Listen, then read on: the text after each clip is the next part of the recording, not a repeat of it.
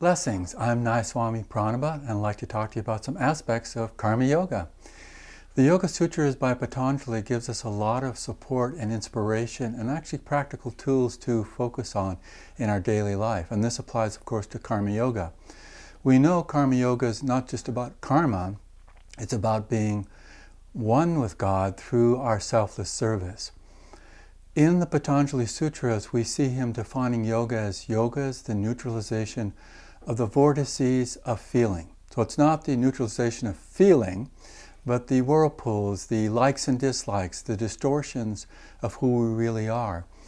And he gives these obstacles a highlight in the Yoga Sutras, and then he gives us some solutions, some ways to really act and move forward with ways to deal with life's challenges.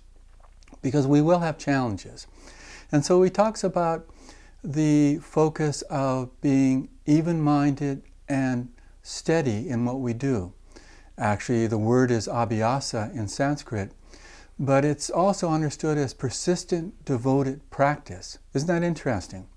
This is an important tool. One of the most important tools he actually relays in the Yoga Sutras. This is where we really bring our earnestness, our sense of real dedication. It's said that wholehearted dedication leads us to being whole. That's a nice way of understanding what we're doing in life. So we apply this not only to things that are happening at Ananda, but in our lives everywhere. So feel that this is a focus that you can work with in your spiritual practices, whether it be the energization exercises or the Hong Sau technique, or other parts of that spiritual sadhana that you have. And it also applies to your outward selfless service and whatever you're doing. And how you apply this and what this means is that you are able in the midst of challenges, something happens. Obviously a lot of this happens in terms of challenges with other people. Someone once said, everything would go well if it weren't for people. But we have people, that's who we are in this lifetime. But it also applies to situations, for instance, you may be in your Karma Yoga service digging a ditch by yourself, sort of abandoned by the rest of the group. The same thing applies. How do we really become focused in that oneness and really bring to mind that steadiness and that even-mindedness? We can do this by stepping back and just looking at what's really going on in a situation. If there is a challenge that's obvious to us, it may be over-obvious to us that we're overwhelmed by it. That may be the case. But if we feel alive in that situation, that we can step back, continue to move forward with affirmation or changing our breathing, changing our energy level, and laughing.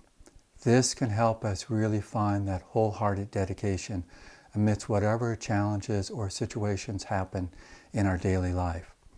The other important thing that Patanjali encourages to tune into is non-attachment. That we step back from feeling that what we're doing is something that has to have an outcome in a certain way. So we want to let go of expectations. That doesn't mean we let go of dynamic energy involved in that situation.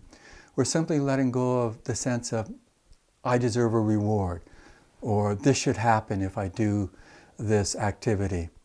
What we want to have is a sense of dispassion, but with energy moving towards or in everything that we do. There's a term that probably others in these videos will share with you in Sanskrit. It's called Nishkam Karma. And what it means is basically activity without the attachment to the outcome of that activity. And so this allows us to have space and a sense of letting go of any specific outcome.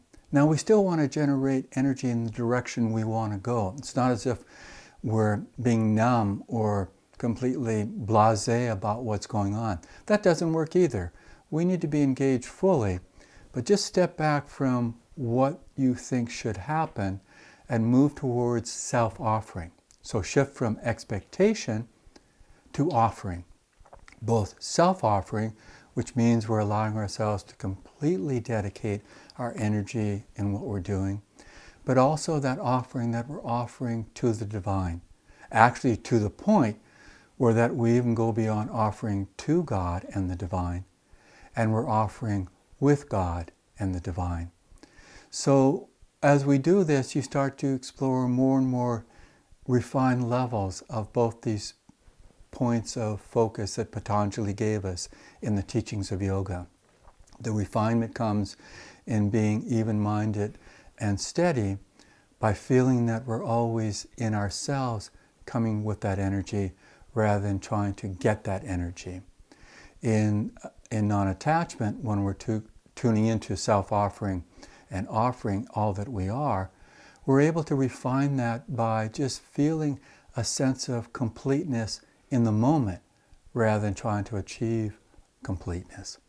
So in this coming week, I encourage you to explore in both your spiritual practices as well as your outward service a sense of that even-mindedness, that steadiness in what you're doing, and also the thing of dispassion, of letting go of expectations. So when something happens that challenges you, step back, take a breath, focus on what's really going on, and find yourself engaged in that deeper refinement of the experience.